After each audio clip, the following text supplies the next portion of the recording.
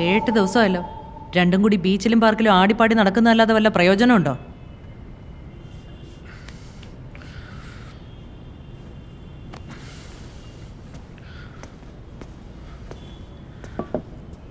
ആദ്യം അങ്ങനെ കൂട്ടുപിടിക്കാൻ ശ്രമിക്കാനല്ലേ പറഞ്ഞു. അതിനെന്ത് മാത്രം ബുദ്ധിമുട്ടെന്ന് അറിയൂ. ഈ ചുരുങ്ങിയ കാലം കൊണ്ട് ഇപ്പൊ അങ്ങാർക്ക് എന്നോടൊരു അടുപ്പവും വിശ്വാസവും ഒക്കെ ഉണ്ട്. ഇനി അത് വെച്ച് വേണം മുമ്പോട്ട് മൂവ് ചെയ്യാൻ.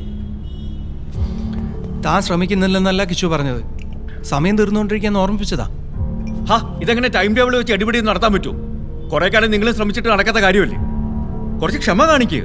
ക്ഷമയുടെ സമയമെല്ലാം കഴിഞ്ഞു. ഡേവിഡിന്റെ കഥ ഇതോടെ തീരും.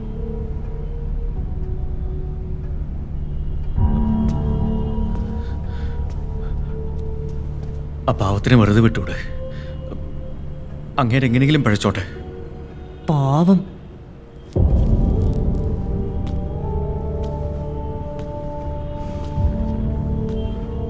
വിഷസർപ്പമാണ്, നിനക്കറിയില്ല. മക്ബൂൽ, ഇതിങ്ങനെ അന്തമില്ലാതെ നീട്ടിക്കൊണ്ടുപോയിട്ട് ഒരു കാര്യമില്ലെന്ന് ഞാൻ പലതവണ പറഞ്ഞതാ. അയാളുടെ ഓർമ്മ കൊണ്ട് ഞങ്ങൾക്ക് പ്രത്യേകിച്ച് ഗുണമൊന്നുമില്ല, അറിയാലോ.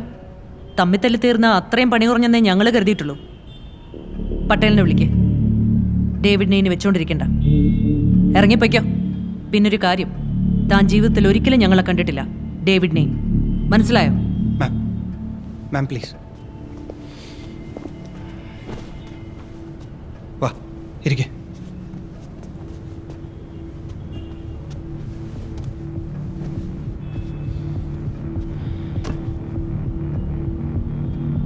മറ്റൊരു പ്ലാൻ കൂടെയുണ്ട്. ഡേവിഡിനെ കൊണ്ട് ആ പഴയ യാത്രയുടെ റെപ്പീറ്റേഷൻ നടത്തണം. താൻ അത് എങ്ങനെയെങ്കിലും പറഞ്ഞ് സാധിക്കണം. ബോംബെ ടു മാംഗ്ലൂർ. ഭാഗ്യമുണ്ടെങ്കിൽ ഉടുപ്പിയിൽ ആക്രമണം നടന്ന സ്ഥലം എത്തും മുന്നേ ഡേവിഡിന് എന്തെങ്കിലും ഓർമ്മ വന്നിരിക്കും.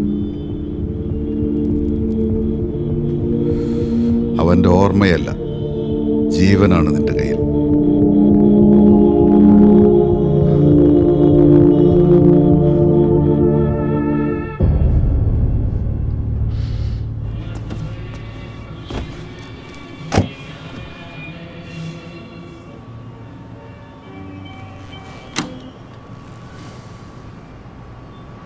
അവർ ഡേവിഡിനെ കൊല്ലും, അല്ലേ?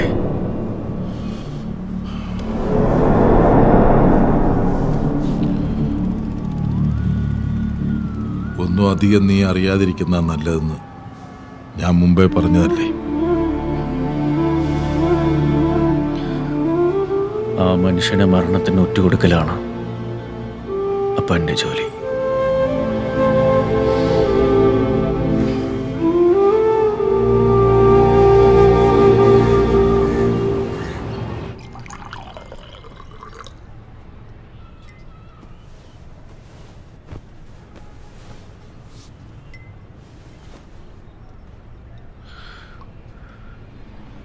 അവർ ഡേവിഡിനെ ഇനി അധികം നാൾ വെച്ചേക്കില്ല. നാശം. ഇതൊന്നും വേണ്ടാന്ന് ഞാൻ അന്നേ പറഞ്ഞല്ലേ കിച്ചു. നീ ഇപ്പൊ തന്നെ ഇത് വിട്ടേക്ക്. ആരെന്ന് വെച്ചാ വിളിച്ച് പറ. മതി ഇടപാട്.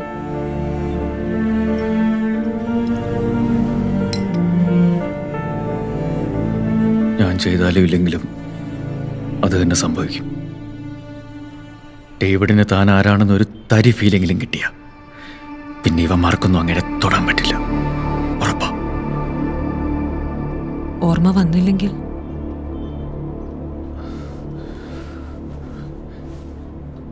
എങ്കിൽ ഞാൻ അങ്ങേരോട് എല്ലാം തുറന്നു പറയും. എവിടെയെങ്കിലും പോയി രക്ഷപ്പെടട്ടെ. അപ്പൊ നീയോ?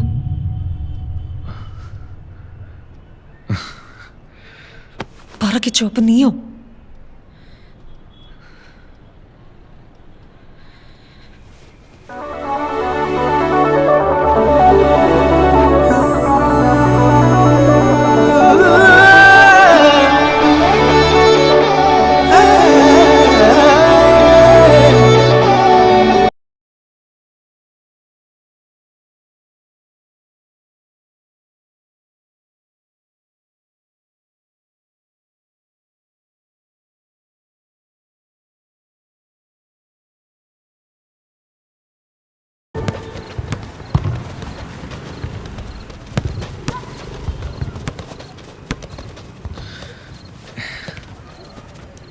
നാട്ടിലേക്കൊരു യാത്ര തരപ്പെട്ടിട്ടുണ്ട്. ഒരു വണ്ടി തലശ്ശേരി കൊണ്ട് കൊടുക്കണം. ഫുൾ ചെലവ്, പിന്നെ അത്യാവശ്യം കുറച്ച് കാശും കിട്ടും. 2-3 ദിവസത്തെ കാര്യമേ ഉള്ളൂ. ഒറ്റയ്ക്ക് അത്രയും ദൂരം പോകാനൊരു ബോറും. അണ്ണൻ കൂടെ വരുന്നു. കല്യാണിയെ വിളിക്കുക. ഓ, അതിനോട് ചോദിച്ചെന്നേ. എപ്പോഴും ഉദ്യോഗം തിരക്കും തന്നെയാണ്.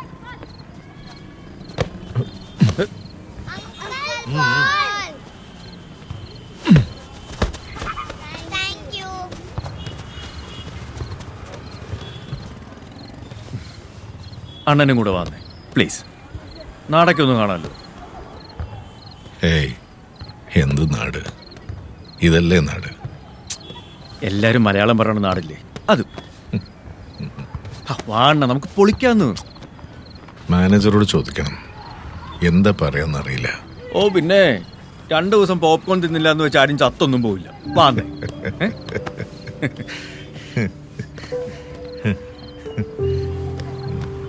നാടിഷ്ടപ്പെട്ട അണ്ണൻ അവിടെ എവിടെയെങ്കിലും ജീവിക്കൂ ഇനിയുള്ള കാലം സന്തോഷമായിട്ട്. നീ എന്താ ഇങ്ങനെയൊക്കെ പറയുന്നേ? ഏയ്, ചുമ്മാ.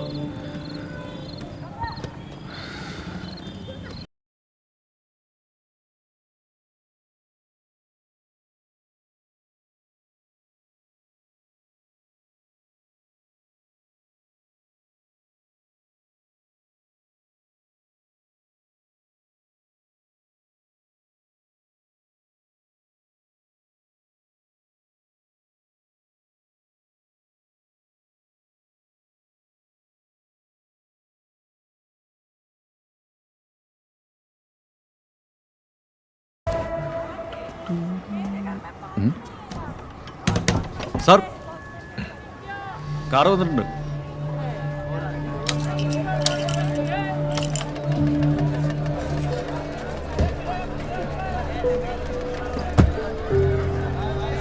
അണ്ണാ, ചാടി കയറ്. രാത്രിക്ക് മുമ്പ് ഗോവ പിടിക്കണം.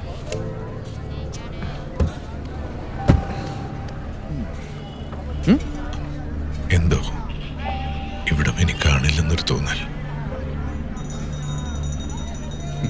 എന്താണ് മിസ്റ്റർ, 2-3 ദിവസം കൊണ്ട് നമ്മളിങ്ങ് തിരിച്ചെത്തില്ലേ? ആ ബെൽറ്റ് ഇട്ടോ.